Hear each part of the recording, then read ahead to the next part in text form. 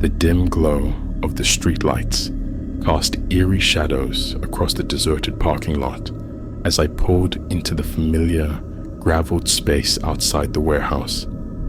It was another typical night, the darkness swallowing the world whole, leaving only the occasional flicker of distant light to remind me that civilization still existed beyond the confines of this desolate industrial complex.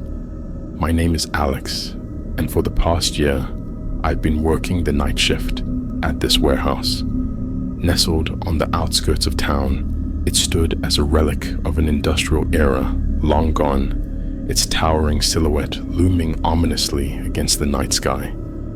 Most people avoided this place after sunset, citing rumors of strange occurrences and eerie sightings. But to me, it was just another job, a means to pay the bills and keep the lights on in my own tiny apartment. As I stepped out of my car, the chill of the night air sent shivers down my spine. I glanced up at the imposing structure before me, its windows like empty eyes peering into the void. Despite the countless nights spent here, I couldn't shake the feeling of unease that always seemed to settle in the pit of my stomach. Inside, the warehouse was a labyrinth of metal shelves and towering stacks of boxes, their contents shrouded in darkness. Fluorescent lights buzzed overhead, casting a sickly pallor over everything they touched. The air was thick with the smell of grease and machinery, a scent that had long since become synonymous with this place. I made my way to the small office tucked away in the corner of the warehouse, where I would spend the next 8 hours monitoring security cameras and logging inventory. It was a mundane task, but it kept me occupied during the long, lonely nights. As I settled into my chair, I couldn't shake the feeling of being watched. It was a sensation I'd grown accustomed to over the past year, but tonight it felt more intense, more oppressive than usual. I brushed it off as paranoia, chalking it up to the late hour and the isolation of my surroundings. Hours passed in a blur as I lost myself in the monotony of my work. But as the clock ticked closer to midnight, a sense of dread began to creep over me like a suffocating fog. It started as a whisper at the back of my mind, barely audible above the hum of the machinery outside. But soon it grew louder, more insistent, until it felt as though it were echoing through the very walls of the warehouse. I tried to shake off the feeling, telling myself it was just my imagination running wild in the darkness. But no matter how hard I tried to focus on my work, I couldn't shake the feeling that something was terribly wrong. Then, as if on cue, the lights flickered and died, plunging the warehouse into darkness. Panic clawed at my chest as I fumbled for my flashlight, the beam casting long, distorted shadows across the empty office. My heart pounded in my ears as I strained to listen for any sign of movement, but all I could hear was the sound of my own ragged breaths. I cursed under my breath, cursing my luck and the decrepit wiring of this godforsaken place. But even as I tried to rationalize away the darkness, a primal instinct warned me that something was hunting in the shadows. I hesitated, torn between the safety of the office and the unknown horrors lurking beyond its walls. But in the end, curiosity got the better of me, driving me out into the darkness with nothing but my flashlight and a sinking feeling of dread. I crept through the maze of shelves, my senses on high alert for any sign of danger. Every creak of the floorboards, every rustle of fabric sent my heart racing, convinced that whatever lurked in the darkness was closing in on me with every passing second. But just as I was about to give in to the overwhelming urge to flee, I heard it, a soft, plaintive whimper echoing through the darkness. My blood turned to ice as I followed the sound, my flashlight cutting through the gloom to reveal a figure huddled in the corner of the warehouse.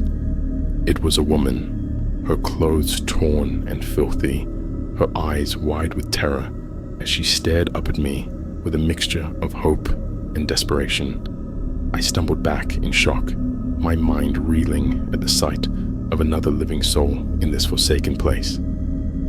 "Please," she begged, her voice barely above a whisper. "You have to help me. It's coming for me."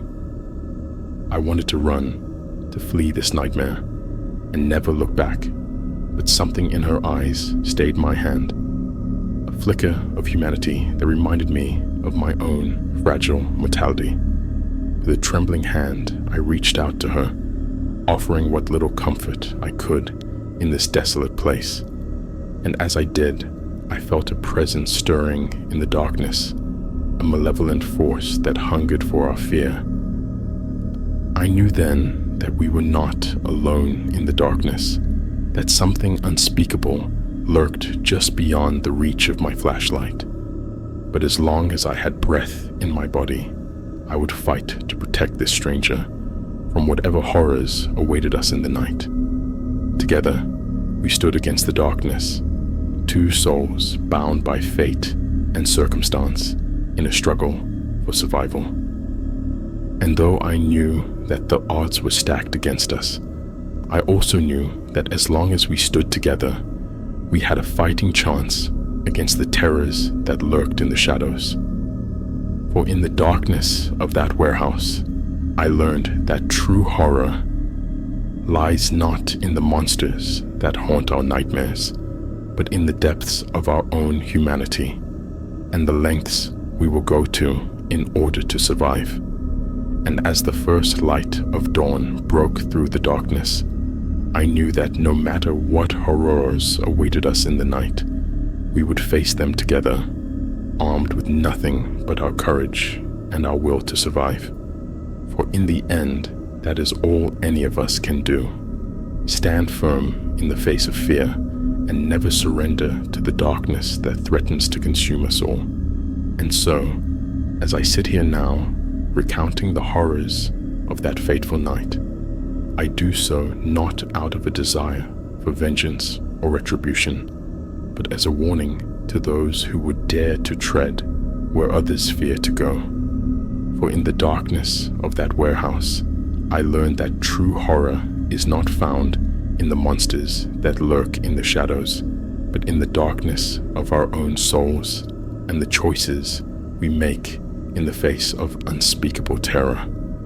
And though the nightmares may never truly fade, I take solace in the knowledge that I am not alone, that somewhere out there, someone else shares in the horrors I have witnessed, and together we stand united against the darkness that threatens to consume us all.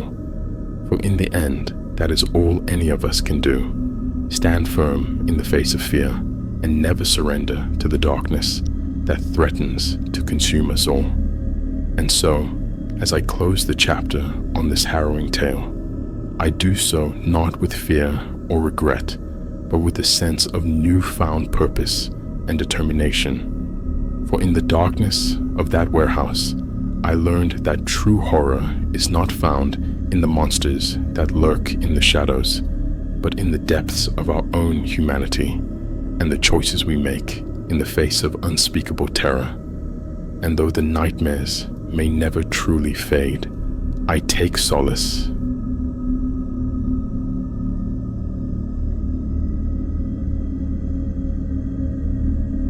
in the quiet town of Millwood, nestled amidst the dense forests of the Pacific Northwest.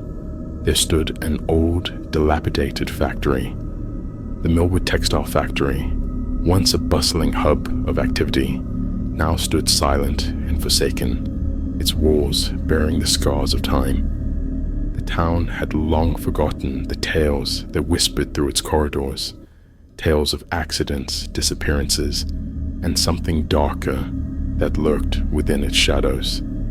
I, Emily Collins, found myself drawn to this place, not out of curiosity, but out of necessity.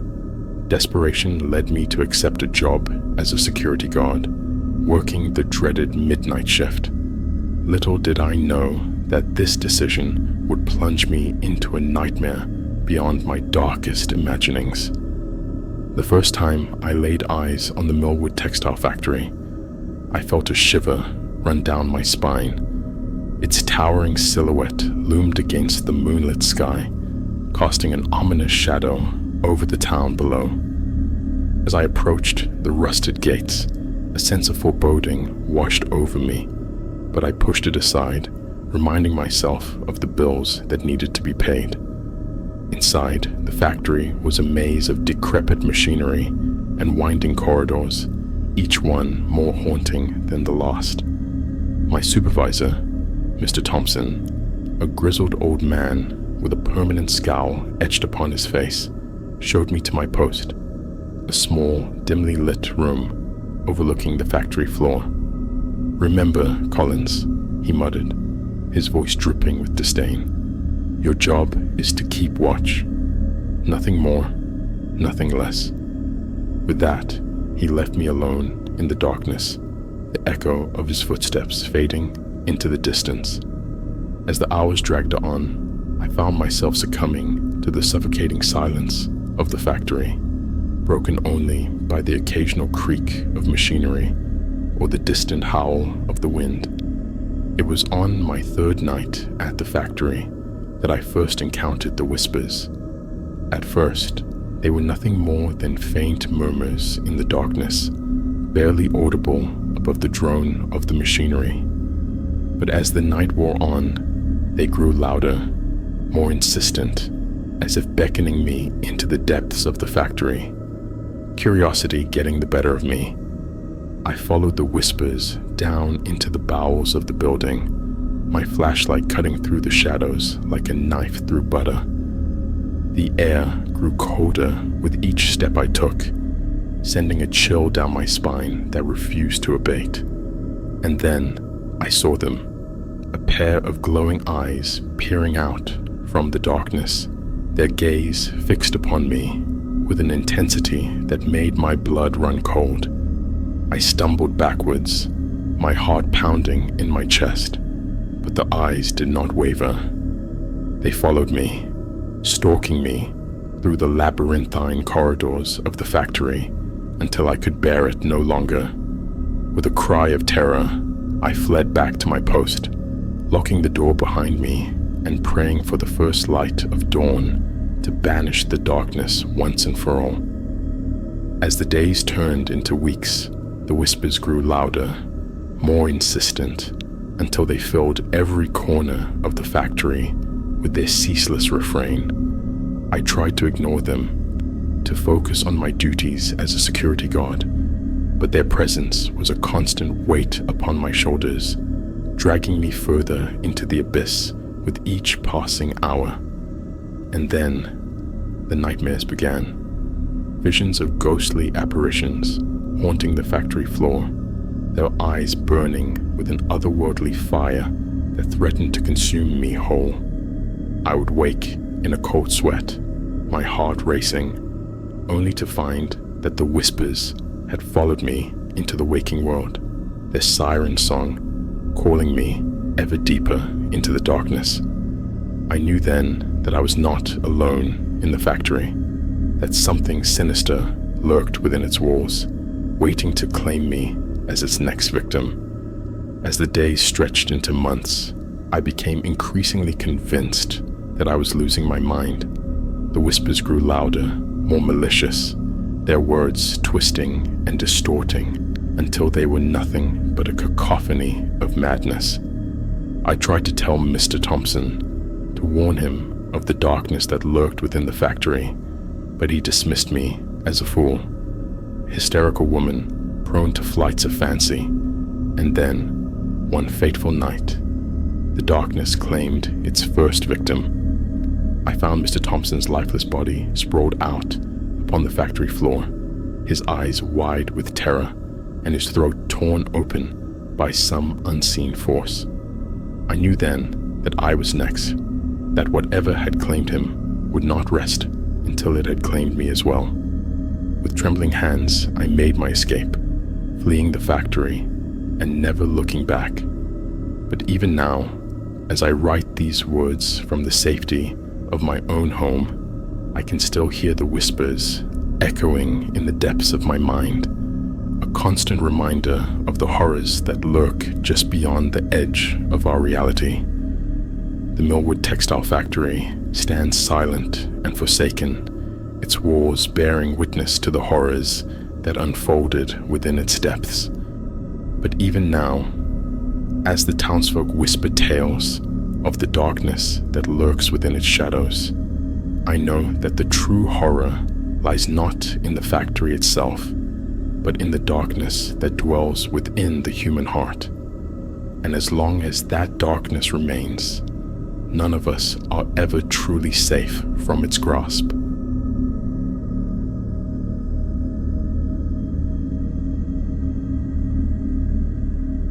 In the heart of the city, nestled amidst the towering skyscrapers and bustling streets, lies an old office building. Once bustling with the hum of productivity, it now stands as a relic of a forgotten era, its corridors echoing with whispers of a past long gone. This is where my story begins, a tale of solitude, fear, and the inexplicable. Allow me to introduce myself. My name is Emily. I've been working as a night shift security guard in this office building for the past 6 months. The company that once occupied these premises went bankrupt years ago, leaving behind only empty cubicles and dusty corridors. My job primarily entails patrolling the building, ensuring its security during the silent hours of the night. The building itself is imposing, its architecture reminiscent of a bygone era. It's not uncommon for people to claim that it's haunted, though I've always dismissed such notions as mere superstition. But as I soon discovered, there's more to this place than meets the eye. Working the night shift means spending long hours alone in the silence of the building. At first, I found solace in the tranquility, relishing the opportunity to escape the chaos of the outside world. But as the nights wore on, the solitude began to weigh heavily on me. One particularly quiet night, as I made my rounds through the dimly lit corridors, I couldn't shake the feeling of being watched. Every shadow seemed to dance and twist, playing tricks on my mind.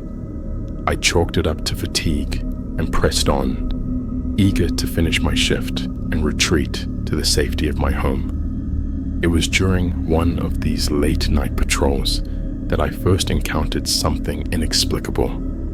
As I reached the end of a long hallway, I saw a figure standing in the shadows.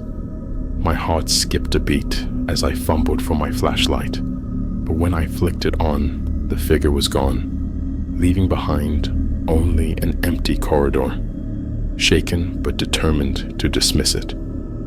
As a trick of the light, I continued my patrol, but the feeling of unease lingered, a nagging presence that refused to be ignored. And as the nights passed, the encounters became more frequent and more terrifying. It wasn't long before I began to experience other strange phenomena.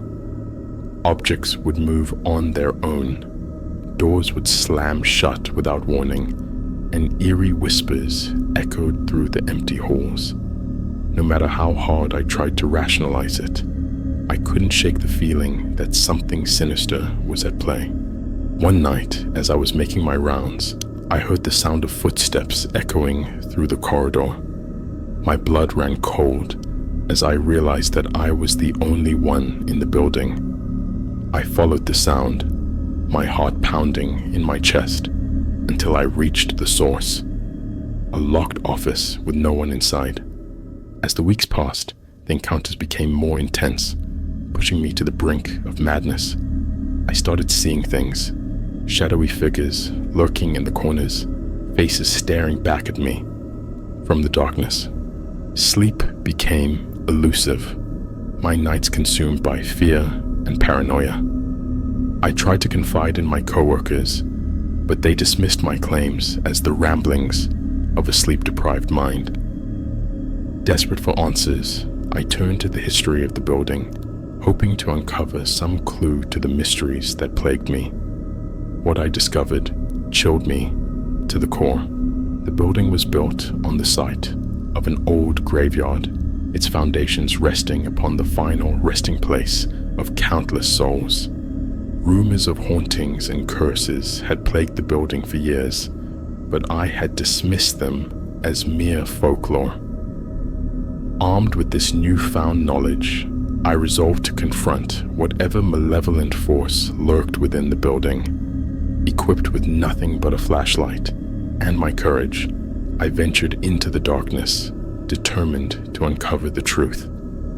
As I delved deeper into the building, the air grew thick with dread, and the shadows seemed to writhe and twist around me. But I pressed on, driven by a sense of purpose that bordered on madness. It was deep in the bowels of the building that I finally encountered the source of the haunting, a restless spirit trapped between the worlds of the living and the dead. Its eyes bore into mine with a hunger that sent shivers down my spine, its spectral form pulsating with an otherworldly energy.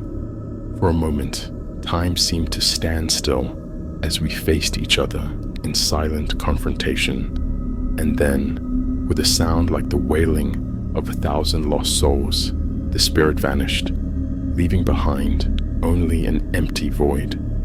In the aftermath of the encounter, the building was declared uninhabitable, its haunted halls left to crumble into dust. I left my job as a security guard, eager to put the horrors of the past behind me. But the memories of that night still haunt me, a constant reminder of the thin veil that separates the world of the living from the realm of the dead. And though I may never fully understand the mysteries that lurk within the shadows, one thing is certain: I will never forget the terror of being alone at work. The tale of solitude and terror that unfolded within the walls of that old office building will forever remain etched in my mind. It serves as a reminder that sometimes the greatest horrors are those that lurk just beyond the edge of our perception, waiting to be discovered in the darkness of the night.